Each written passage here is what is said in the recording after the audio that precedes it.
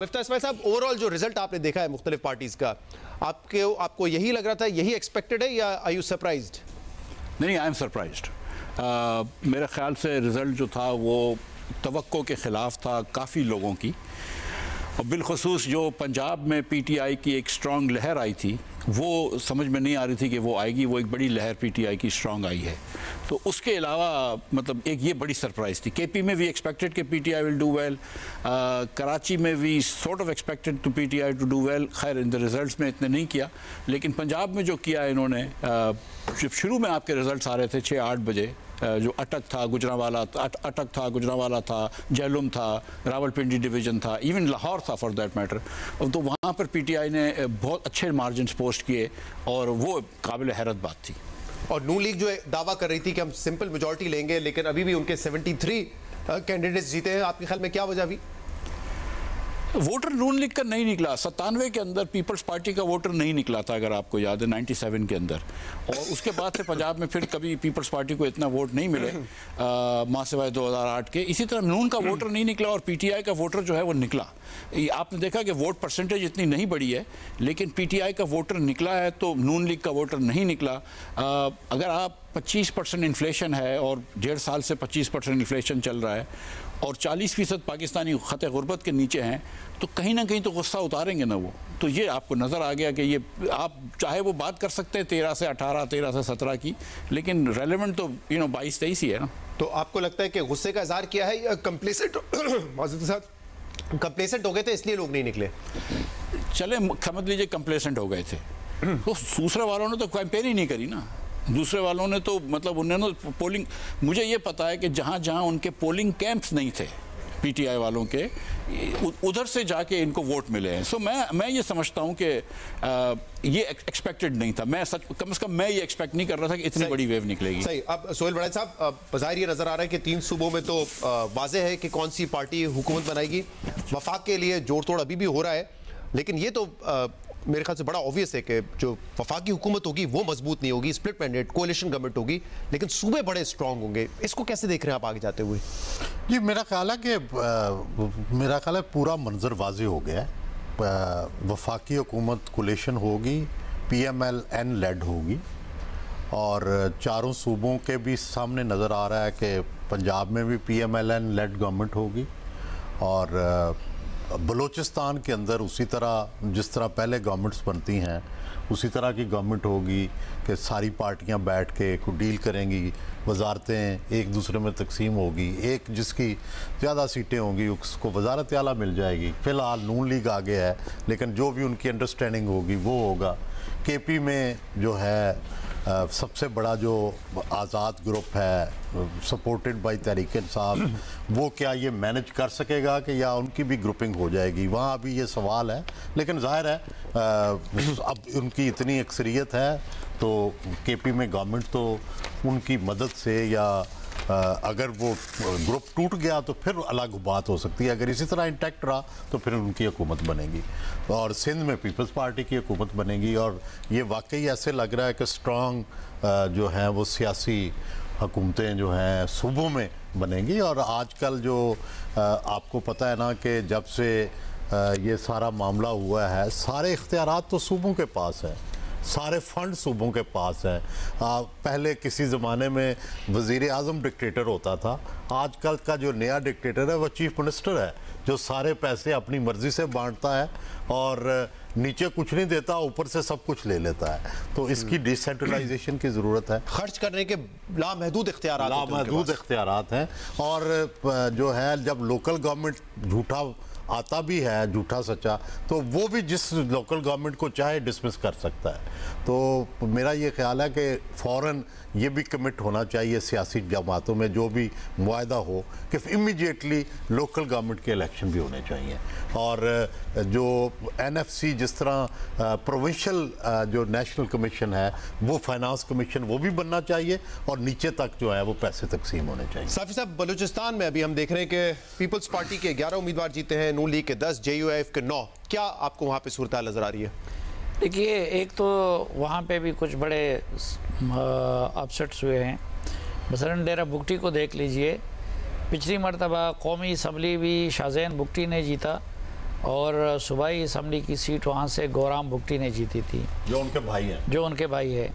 اس مرتبہ سرفراز بگٹی نے گورام کو شکست دے دی ہے، اور وہ بھی معمولی مارجن سے نہیں، بلکہ ان کے ووٹ 41,000 سے زیادہ تھے اور ان کے گورام کے 20,000 سے کم تھے۔ اور یہ جو انڈیپینڈنٹ جس نے ابھی مسلم لیگ نون کو جوائن کر لیا ہے، یہ بھی سرفراز بگٹی کے گروپ کا بندہ ہے۔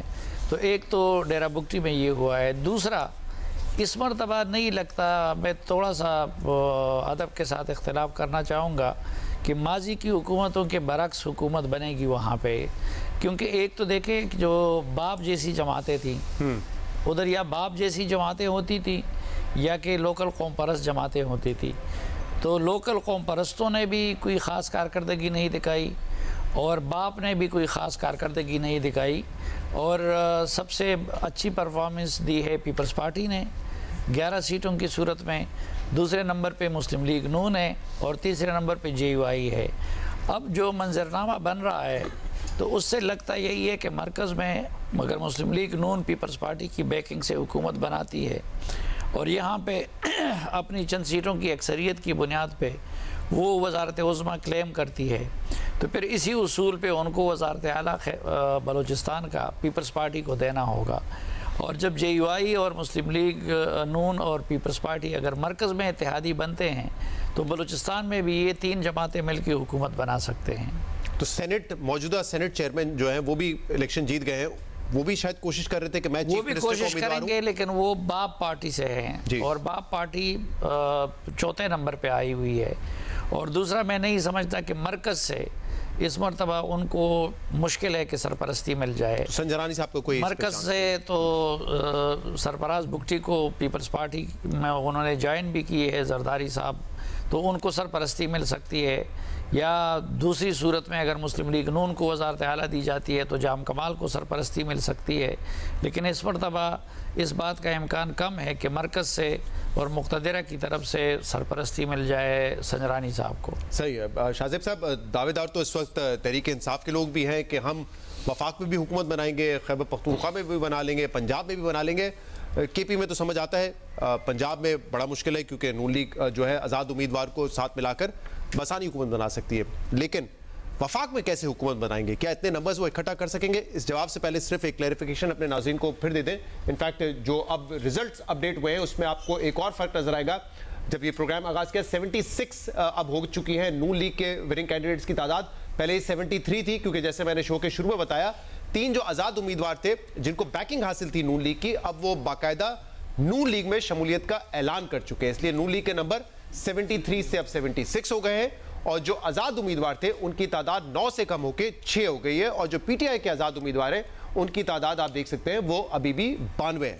جی شاہ صاحب۔ جی دیکھیں، مرکز میں مشکل نظر آتی ہے کہ تحریک انصاف کی حکومت بنے، ظاہر 92 سیٹیں لی ہیں مگر آزاد حیثیت میں لی ہیں، بلے کا نشان انفارچونیٹلی ان سے لے لیا گیا تھا انٹر پارٹی الیکشن کو بنیاد بنا کر۔ مگر جب ہم 7 سے 9 ٹرانسمیشن کر رہے تھے اور مختلف جماعتیں ہمارے ساتھ تھیں، اس میں ہمیں ایک بات نظر آتی ہے کہ عمران خان صاحب نے جو پالیٹکس کی ہے، کیا تحریک انصاف اپنی اس پالیٹکس پر غور کرے گی یا نہیں کرے گی؟ کیونکہ ہم نے ماضی میں دیکھا 2008 سے 2013 تک پیپلز پارٹی کی حکومت تھی، اور پیپلز پارٹی کی حکومت کے دوران ان کے اسٹیبلشمنٹ سے تعلقات خراب ہوئے، مگر ایک کنسنسس تھا دونوں جماعتوں میں کہ ایک دوسرے کو حکومت پوری کرنے دینی ہے۔ طاہر القادری صاحب آئے پیپلز پارٹی کے خلاف تو نون لیگ پیپلز پارٹی کی حکومت کے ساتھ کھڑی ہوئی تھی۔ 2013 میں نون لیگ کی حکومت آتی ہے، 2014 میں عمران خان صاحب دھرنا دیتے ہیں، اور ظاہر اسٹیبلشمنٹ بیک دھرنا تھا وہ، مگر پیپلز پارٹی کھڑی ہوتی ہے کہ جی آپ کی حکومت نہیں گرنے دیں گے۔ 17 کے بعد معاملہ ظاہر ضرور بدل گئے۔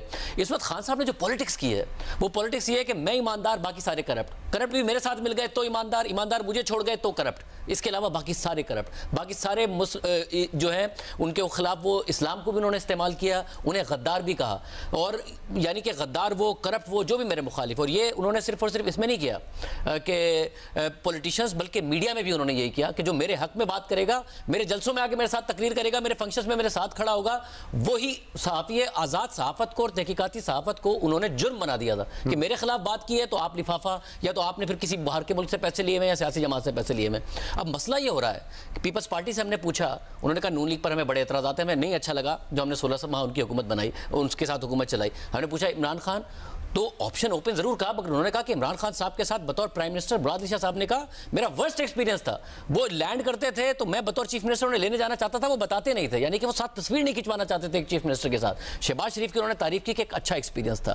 اسی طریقے سے آپ ایم کیو ایم سے بات کریں، ان کو پیپلز پارٹی پہ بڑا شدید اعتراض ہے۔ ہم نے کہا مگر کیا آپ کے دروازے کھلے ہیں؟ حالانکہ کیا کچھ نہیں ہوا پیپلز پارٹی اور ایم کیو ایم کے درمیان۔ انہوں نے کہا بالکل ہم بات کر سکتے ہیں، پیپلز پارٹی کے ایم کیو ایم سے بات کر سکتے ہیں، پی ٹی آئی نہیں بات کر سکتے ہیں، نون لیگ نہیں بات، جے یو آئی پی ٹی آئی کے ساتھ نہیں بات کر سکتے ہیں، J U I People's Party Noon League بات کر سکتے ہیں۔ تو خان صاحب نے جو پولیٹیکل کلاس کو اپنے آپ سے دور کیا، ڈیموکریسی کو ایگزسٹ کرنے کا نام ہے، ڈفرینس آف اوپینین کو برداشت کرنے کا نام ہے۔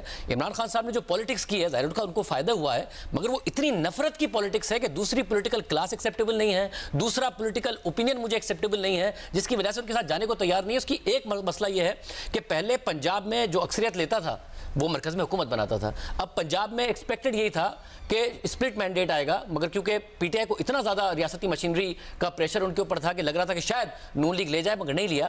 آئندہ بھی اسپلٹ مینڈیٹ ہی ایکسپیکٹڈ ہے، تو خان صاحب کو جماعتیں بنانے کے لیے اور آئندہ مرکز میں حکومت بنانے کے لیے کو ایگزسٹ کرنا سیکھنا پڑے گا کہ دوسری جماعتیں اگر کوئی میرے خلاف ہے تو وہ سب کرپٹ اور سارے کے سارے ملک مخالف نہیں ہے بھائی، دوسرے بھی ووٹ ہی لے کے آتے ہیں۔ اس میں ایک اضافہ مختصر سا، دیکھیں ابھی بھی مسلم لیگ نون کہتی ہے کہ جی ہم تنہا حکومت نہیں بنا سکتے، دوسروں کے ساتھ بات کرنی پڑے گی۔